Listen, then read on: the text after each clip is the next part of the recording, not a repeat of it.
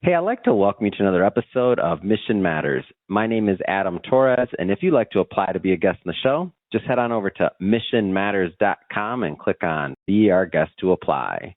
All right, so today I have on the line Aaron Schaller. He's owner over at First Call Closers, and he's also going to be participating, and his company's going to be participating. I believe the other co-founder is coming out, or the other owner is coming out to Megamix Expo, where I'm going to be there as well. For those of you that have been listening to this series for a while, you know I've been talking about Megamix Expo almost daily. Well, I'm excited about it. It's going to be March 12th, March 13th out at the Santa Anita Park in Arcadia, California. Definitely go to megamixexpo.com and grab your tickets. And I'm going to be out there again, and so will the First Call Closers. So, Aaron, first off, I just want to say welcome to the show. Thanks, Adam. How's it going today? Oh, man, I'm having fun. I'm sitting in Vegas right now, not in L.A. I'm looking at the Bellagio across there. I'm looking at Aria and New York in the distance. It's a good day. And awesome. Excited to get into First Call Closers and to figure out a little bit more about what you're up to and also the company. So first off, the idea for First Call Closers, tell us about the business. Oh, man, that's a loaded question. So, back in 2019, I have this other company, and it's basically what I have going on is automated. I automated. Mm-hmm. I applied systems and processes to my business, right? Mm-hmm. And so what ended up happening is I was struggling. I really was. We weren't doing well, and I basically said, there's got to be a better way. And so essentially I just self-educated myself and started learning about different systems, different CRMs, which is a customer relationship database. It's where you store, some people know what it is, some people don't, but it's a great sales tool. If you don't have it, you need it, right? So that's how you log your information for your customers and keep track of what you're sending out, the communications in and out, that sort of stuff. But anyways, like I said, I was thinking to myself, there's got to be a better way, right? And so self-educated, just started learning about processes and different sales techniques. And what I did is I applied processes to my business, and I saw a dramatic increase.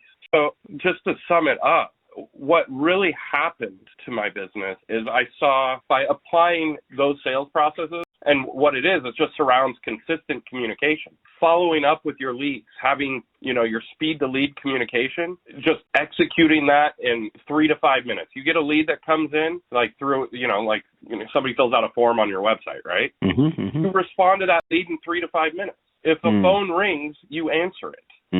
And just by doing those things, it dramatically increases. But even more than that, take it a step further. And then, let's say you call that lead and they don't answer, right? Well, so what we did is we applied a process where we called them, we left a voicemail, and then we emailed them, and then we text them. And we generated unique content messaging that surrounded, there's a reason for why we are reaching out to them. Obviously, if it's a new lead, we're trying to, be diligent about trying to get in contact with them because they're the ones who reached out for our services, right? But then what is also so impactful is following up after the estimate has been provided. And so we do that minimally 5 times. So, we present it to them over the phone, or it might be in person, just depends on the services, right? But they get an estimate presented in front of them. We obviously ask them for the business right then and there, but, we're also always faced with, various objections, and we have our ways of handling that too. But people, they're not ready to pull the trigger right away every time. So follow up is key. It is so key. It impacted my business so much. And what I'm talking about is consistent communication to your customers. What that does is it applies a dramatic increase in your booking percentage. So you could have the same amount of leads, same opportunities, spend the same amount of money on marketing, but if your booking percentage is low, let's just say it's a 10% booking percentage. Your average job value, I'm just throwing numbers out. We can plug and play all we want all day, but I'm not going to waste everyone's time. But let's just say your average booking percentage is 10%. Your average job value is $8,000. That means you booked 5 jobs out of 50 leads. Let's say you had 50 leads, right? So that makes your monthly revenue for $40,000, or in other words, almost $500,000 for a year. If you increase that booking percentage just by 5%, same number of leads, but you go from 10 to 15%, the increased job number, I know it's a weird number, it increases by 2.5 jobs. but on average throughout the year, that averages out to a regular job, right? Same job value on average, your monthly value goes up $20,000 a month. And so your projected yearly is $720,000 instead of $480,000. So just by consistently communicating with your customers, you just made yourself $240,000 more per year. Mm-hmm.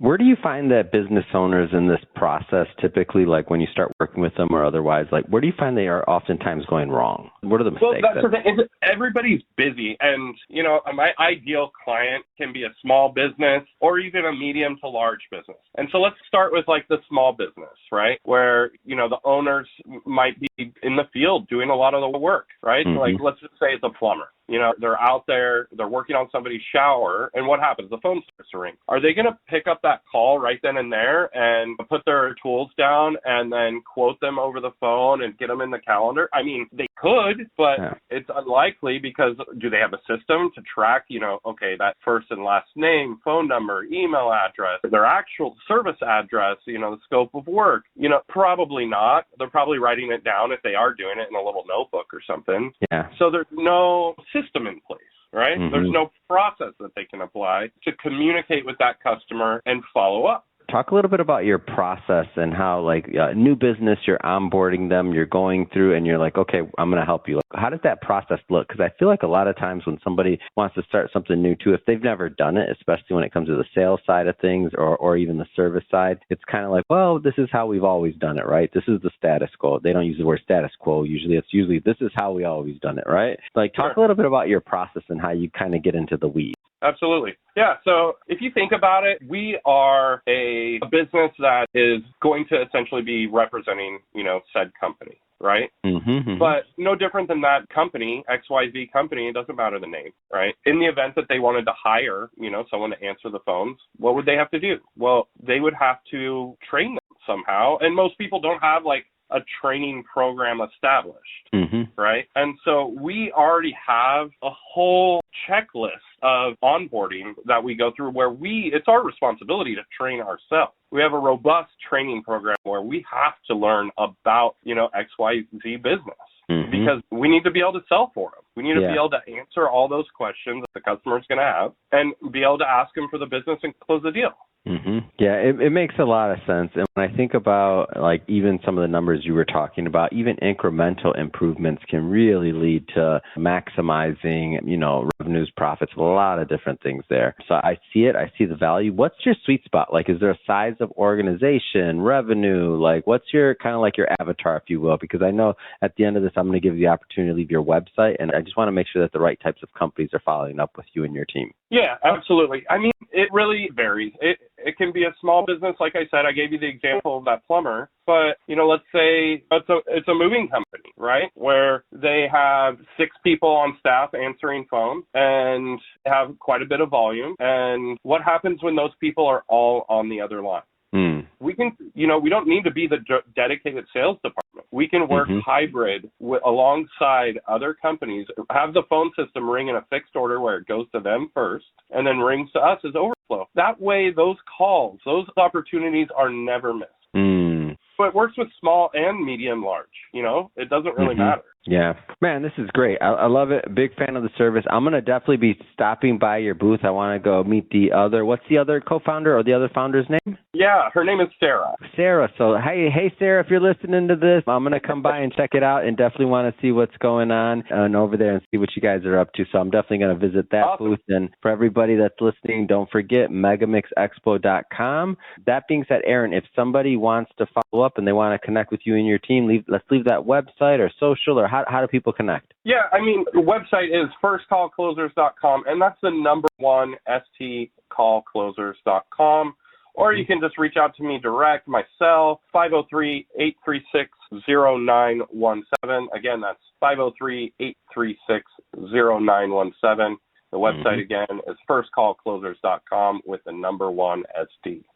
Fantastic. For everybody that's listening, just so you know, we'll put the links in the show notes so that you can just click on the link, head right on over. And speaking to the audience, if this is your first time with Mission Matters and you haven't done it yet, hit that subscribe or follow button. This is a daily show. Each and every day we're bringing you new content, new ideas, and hopefully new inspiration to help you along the way on your journey as well. So again, hit that subscribe or follow button. And Aaron, until the next time, man, appreciate you coming on the show. And Sarah, I'll be stopping by the booth to say hi. So thanks for coming on, Aaron. Thanks, Adam.